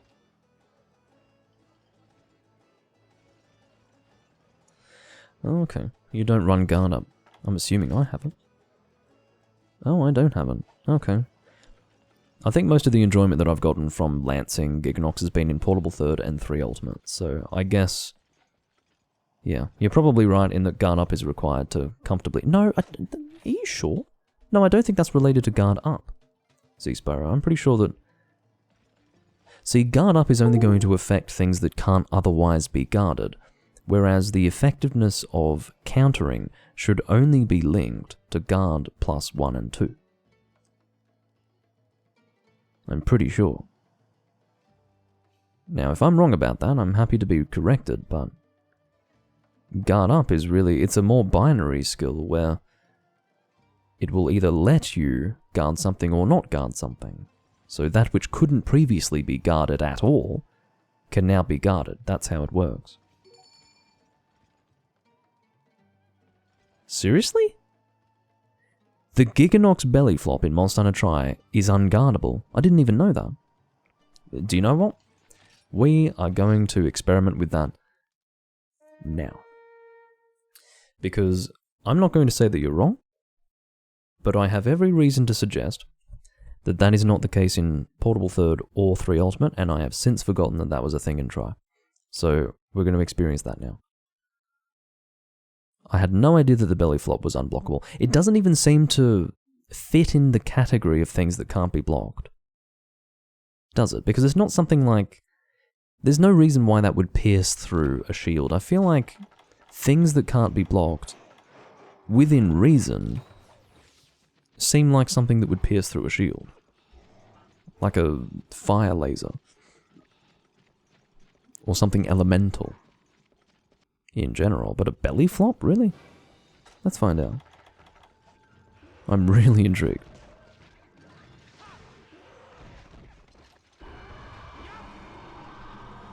One of the annoying things is that once you've done a shield advance into an attack, or any sort of shield advance, you can't quickly go into an upward swing. That is the A attack. You pretty much have to continue with X. Get down here.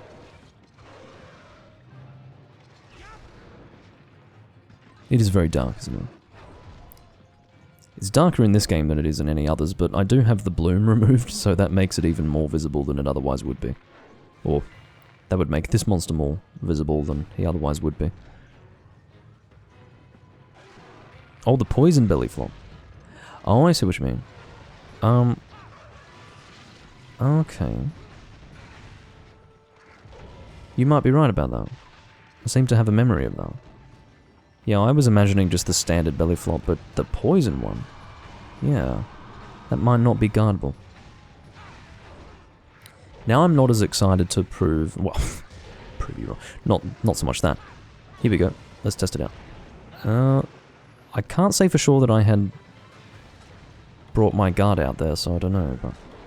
Yeah, okay, that's really interesting. Look, I would say that even without guard up, this is a pretty easy monster to use a lance against. It's not too bad. I definitely had my guard out. Okay. Yeah, look, I do have a vague memory of that. And that's really interesting. Really, I should have guard up with a lance set, but I just feel like I don't have the... I'm not at liberty to have as good of a loadout in this game as I would in any other game, with any set that I want to make. It feels like I'm more limited with my talismans, and that might be because I haven't done enough grinding for talismans in this game, but just all of the sets that I make here are the result of some kind of compromise that I don't usually have to make in the other games. So, yeah, I don't know. Obviously, this is the only game where I would have a lance set without guard skill increase or guard up, etc. Yeah, I did have my guard up, you're right. How about that? An unguardable poison attack. Interesting.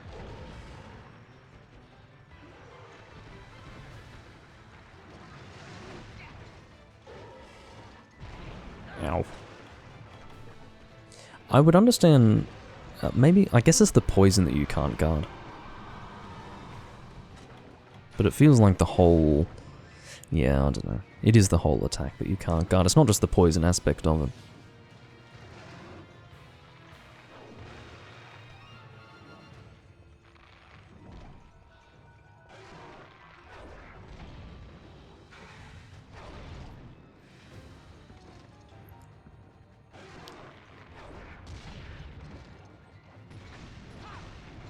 Well, I don't know much about Python, but what I've heard is that it's miserable. One experienced programmer that I've spoken to absolutely hates Python. Just thinks it's illogical, I guess. You know, like any programming language, there is a logic associated with it. After having learnt it, his opinion is that it is illogical. But, yeah, I don't know.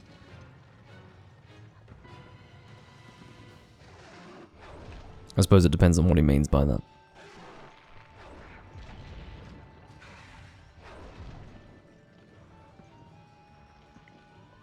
You think it's intuitive? Well, that's a good thing. Because I'm such a fucking Luddite, if I were to get into programming, I'd start with C. And then branch out from there. I think I may have also heard that it's nice to learn C first. Yes, it's not as applicable these days as it may have been in the past, but I feel like it's a good starting position. I don't know anything about it. Don't for one moment think that I'm speaking from experience or from any sort of knowledge. I'm really not. All I know is that C these days is a slightly more antiquated, or perhaps a considerably more antiquated programming language, and that yeah, I'm attracted to the idea of learning one of those older languages and then perhaps using what I learn from that to maybe even better inform some of what I do in other C languages and other programming languages as a whole.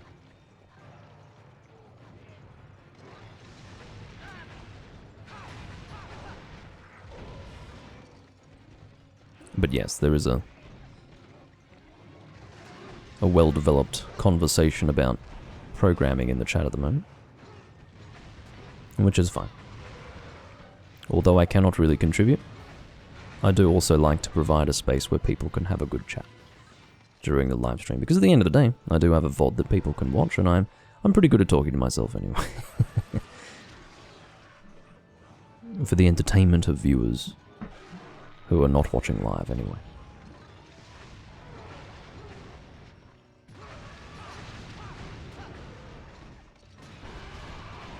Keeping away from that poison explosion incoming.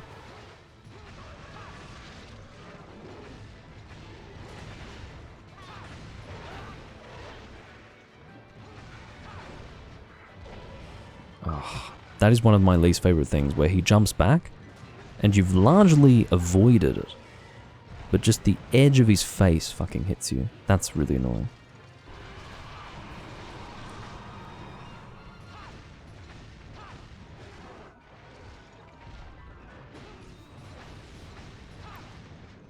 So that's how you avoid that wait time after you do your advance forward shield bash. You just go into the X and then into the A. You can't go straight into the A, you have to wait.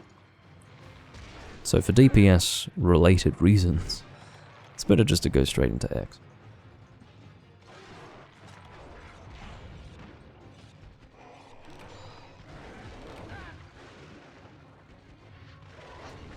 Enjoy your pizza. Or rather, enjoy cooking your pizza? I guess that's really the task that you're doing. It's not the eating of the pizza, it's the cooking of the pizza. Good old pizza.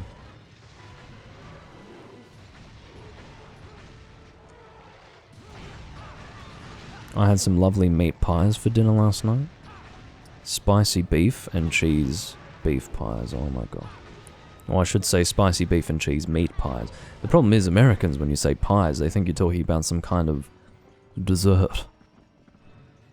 So I just have to really make it clear I'm not eating dessert for dinner.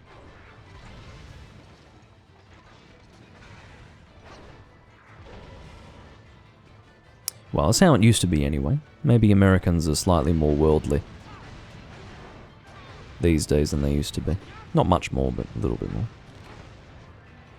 So maybe they know what I mean when I say pie. No, this is not a conversation about mathematics.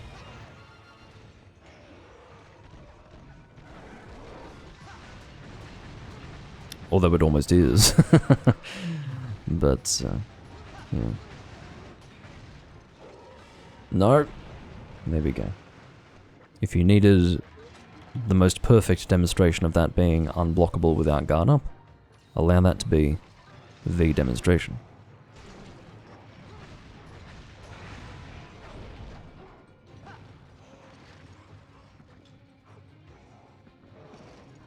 I can't believe that you're not limping.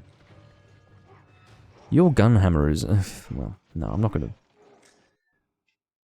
Do you know what it is? I'm just so used to being really, really strong compared to the monsters that I'm fighting, but maybe I'm just attaching expectations to Monster Hunter Tri that simply do not gel with this game. Maybe this is just the way it is. I'm expecting to be way more effective than I am, but it's just not a thing in Tri. Which is a good thing. It just means that I shouldn't develop expectations based on information that's just non-applicable. Information derived from other games that I might be more used to these days.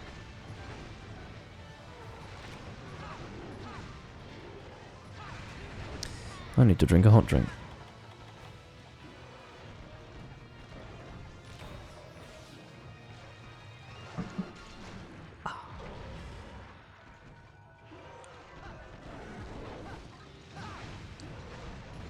Oh, no, see, do you see what I did there? Bad habits. I could have actually countered that, but I'm so used to being unable to counter on 3 hits that it just doesn't exist in my muscle memory anymore. I'm sure it did when I was playing this game frequently some months ago, but like I say, that was some months ago.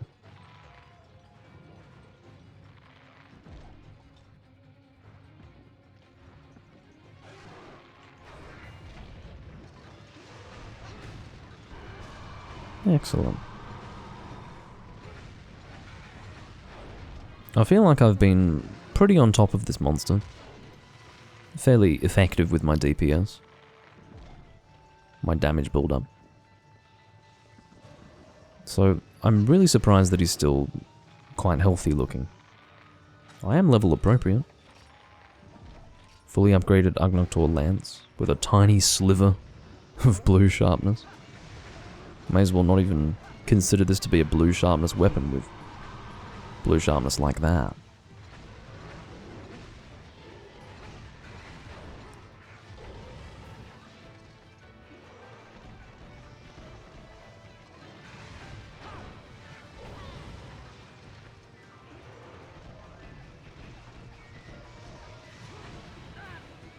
Ugh. I suppose that would be one example of an attack that he doesn't really gear up to do. He just suddenly starts swinging his neck around like a giant whip. That's not as clear.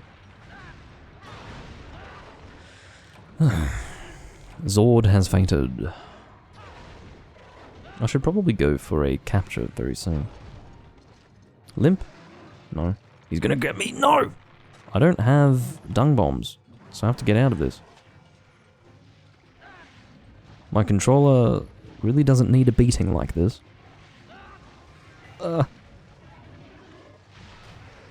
Excellent. I just pulled myself out of that before I got poisoned, but it seems that a Nahabra was unable to escape the poison, which is quite funny. My stamina is not looking good at all. It has to be said. I have no way of rectifying that at this time, which comes as a surprise to no one.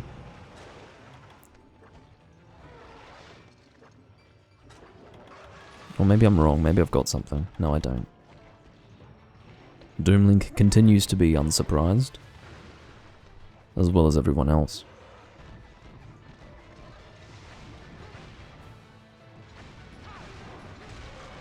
Broke his face. I just need to keep telling myself that I can counter on 3 hits. Just haven't been doing that. And he's limping. Let's capture him in the next area. I don't have time for this shit. 15 minutes, quite frankly, is about the limit to what I'd be willing to spend on a monster. Oh, I have trap! Fucking master. I would have used that to position my trap a little better if I had remembered that I had it on my person. Get in there. No. And he's done. Let's try to do some mining in the meantime. If I do have a pickaxe, I do. That's good. It's always good to do some mining. I may have actually reminded this guy to do it himself by getting in there. Now, because this isn't a capture quest, I don't think that the duration is going to reduce between the moment of death of the monster and when we go to the reward screen. Which is good. Gives us some time to mine. Bloodstone. No thank you.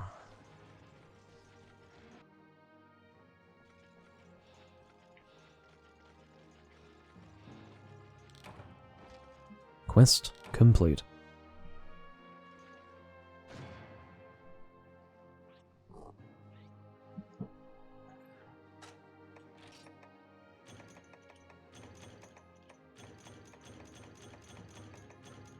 Alright. Well, that's actually going to do me for this live stream. I would have done a longer one, it's just that, like, it feels like I've been doing a 3-hour long live stream. It just took me so long to get this one set up that really, it ended up being closer to 2 hours. I do thank you all for watching. I'll see you next time I'm playing, and I will try to do as much try as I can, but in addition to that, I do need to try and play as much 3 Ultimate as I can. 2 very similar games, I realise, but yeah, I suppose in a sense, 3 Ultimate is the priority. I only really want to do as much try as I can because I haven't been doing much of it lately. I'd like to change that. But anyway, I thank you all for watching. I'm glad I managed to troubleshoot my way out of the recording difficulties that hitherto prevented me from actually recording this game. That's why it took me so long to get this set up. But, yeah. At least now I know what's going on. I will see you all next time I'm playing this game, or another Monster Hunter game, or perhaps something else that you'd like to watch. In the meantime, however, I'll bid you all farewell. Bye-bye.